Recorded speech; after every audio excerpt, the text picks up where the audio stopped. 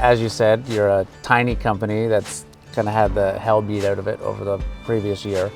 How do you go about convincing investors to back you on that? It was probably the hardest part of our whole story. You know, once you get the Brock moving, it's easier to keep rolling. So, and I remember you talking to me about it and me thinking, this is crazy. This is a crazy pivot, because you rarely see that. Okay, so we had some core supporters from the money we'd made people for Vizsla. So that helped to step one, you know, so people were prepared to look past the immediate past to the fact that we had made people money.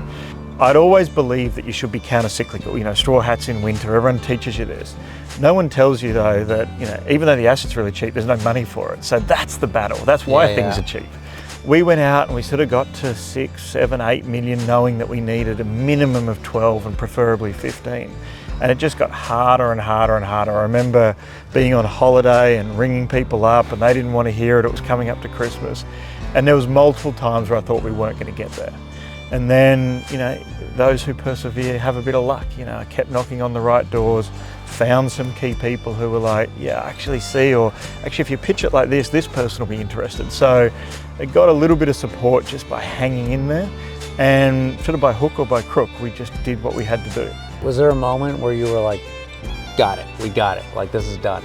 You want to know the moment? The moment was when we had enough to do it, and Eric Sprott said he was coming in. And then we went from, how do we get this money, to, oh no, how do we fit Eric into the financing? That was the moment.